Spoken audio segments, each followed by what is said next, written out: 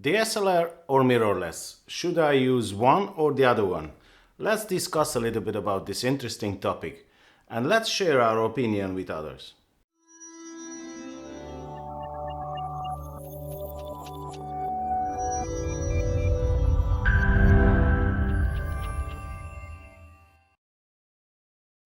Hello YouTubers, my name is Attila Mathe from Blue Sky Photography, and today I'd like to talk to you about a topic which is pretty interesting but in the same time pretty hot topic in the world of photography, and that would be, should I use a mirrorless camera or should I use a DSLR?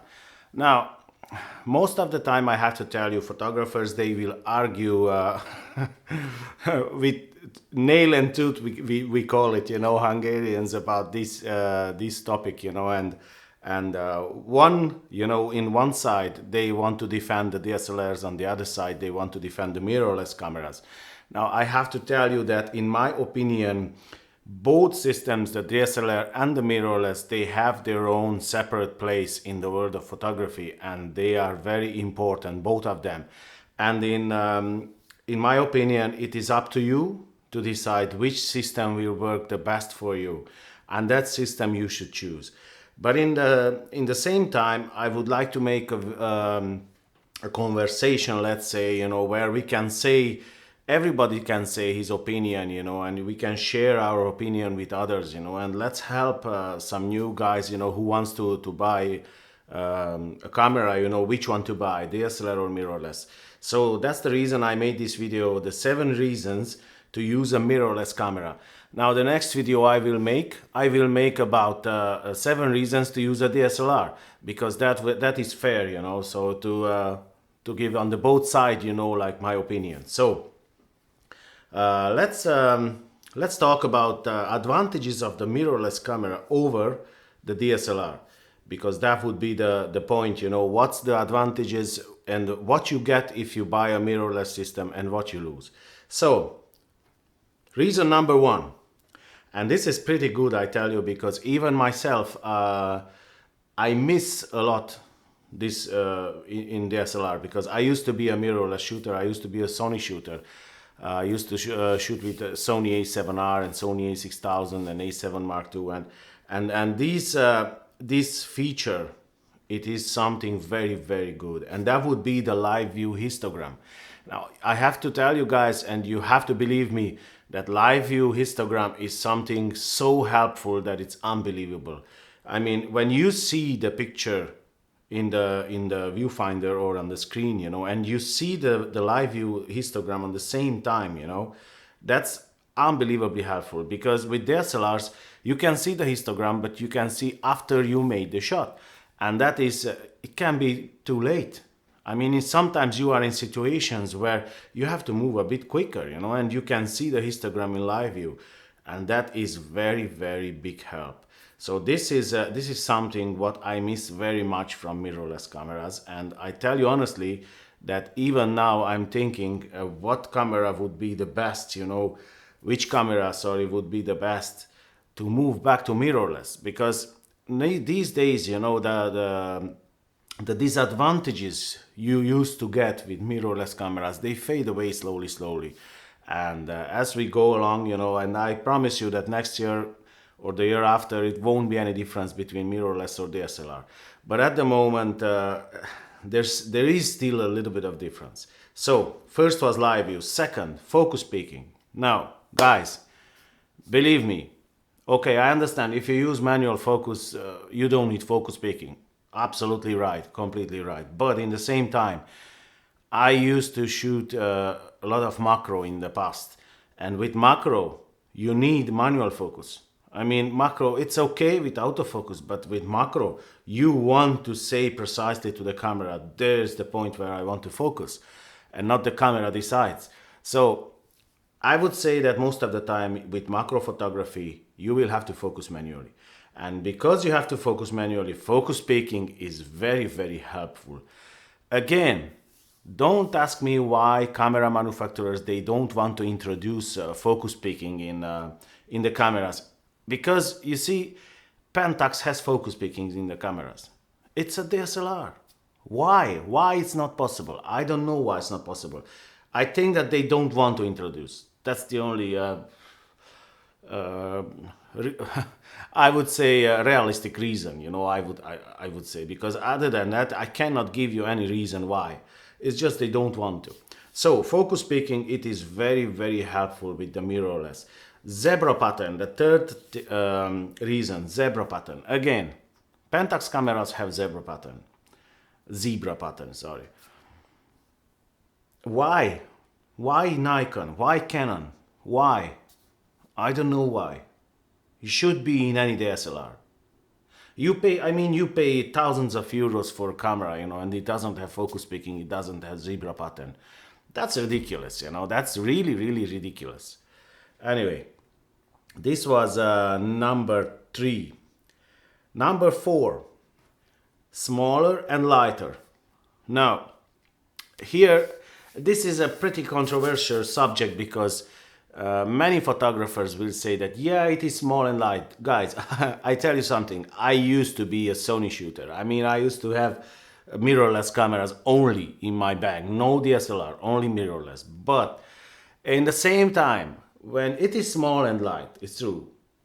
But in the same time, when you want to use fast lenses, the small and light will fade away. And you have to believe me.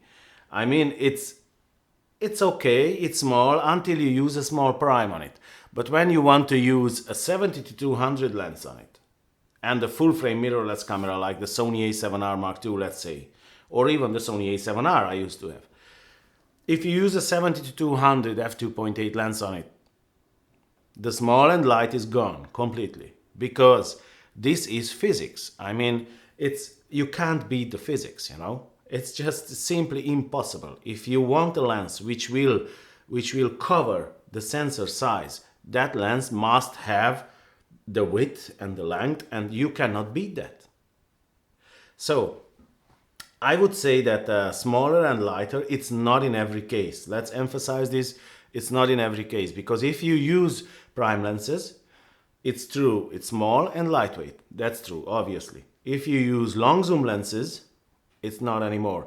It depends. If you use f4 lenses, then it's again a little bit smaller, lighter, because the lens is f4, it's not 2.8. But if you want to use f2.8 lenses or fast primes, like 135mm f2 lens or something like that, small and light is gone.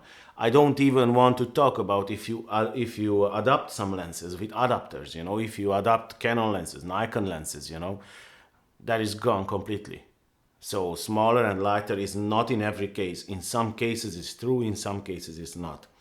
Now, reason number 5, cheaper cameras and lenses. Again, most of the time it's true. Some of the camera manufacturers, they have really good price, on the cameras and on the lenses. Some of the camera manufacturers, they don't. It depends which one you buy. So most of the time, it's true that the cameras and the lenses are cheaper than the DSLRs. Now, even if we go on full frame, and we take an example about full frame cameras like the Sony A7 lineup, the A7, the A7R, the A7S, they are full frame cameras. And like I said, I used to own the Sony A7R and the A7 Mark II, and they are brilliant cameras. That's not an issue. The problem it was, the cameras were okay, affordable price. That's not an issue. The problem is the lens selection, because it's you on that time you didn't really have what lens to put on the camera, and even now you don't really have choices. You have a few lenses, but they are very expensive, and you don't really have really, really good lenses and affordable price. So, but let's not talk about that. Let's talk about the price of, in general, let's say. It's true, it is cheaper, and so it's much more affordable, I would say. The cameras and the lenses. If you go on Micro Four Thirds side, like Panasonic, Olympus, they have the cameras a little bit higher price tag, but it's still in affordable category, I would say. And the lenses are really, really good price. If you compare those lenses with a full frame Nikon lens or a full frame Canon lens, you will see the difference is huge. obviously the Micro Four Thirds sensor is much smaller, so the lenses have to be smaller. You know, it doesn't have to be such big lenses. That's what I told you before, you know, that you can't beat physics. I mean, if you need a lens to cover a full frame sensor, which is this big, the lens should be that big. If you need a lens to cover the Micro Four Thirds sensor, which is this big, obviously the lens can be smaller as well. So, cheaper cameras and cheaper lenses. In some cases it's not true, but most of the time it is true. Reason number 6.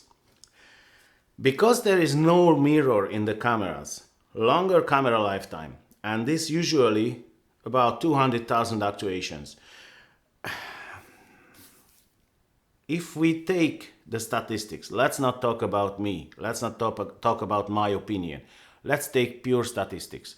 If you take statistics, it will say that in DSLRs, 80% of the time where the camera gets damaged, it is the mirror. Because the mirror is flicking up and down, all the time you take a shot, the mirror will flip up, flip down, flip up, flip down. So the mirror is the part which moves the most in the camera. I would say it's the most sensitive part of the camera, the mirror. So because the mirror is missing from the mirrorless camera, obviously, it means that the lifetime usually will be longer. Now, don't get me wrong, even with the DSLRs, you can get DSLRs at the moment, you know, which goes on 200 and 250,000 actuations. But the price tag, you know, if you calculate the price tag and the price difference, you will see that you buy 2 mirrorless cameras or 3 with the price of the DSLR, which is with that lifetime. So, reason number 6 was longer camera lifetime. Reason number 7, and this is again something what I missed very much, and this is the better autofocus in live view. Now, I have to emphasize here, don't get me wrong, I'm not saying that the mirrorless cameras have better autofocus over the DSLRs. No, don't forget the most important part, in live view. So better autofocus in live view. Now, you have to understand how the DSLR is functioning to be able to understand what I mean over here.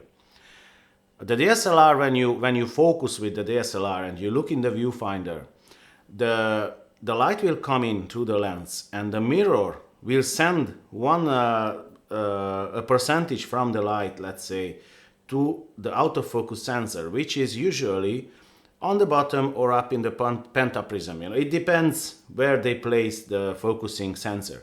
Now, the mirror will send some of the light to the focusing sensor, and some of the light, most of the light will go up to the viewfinder.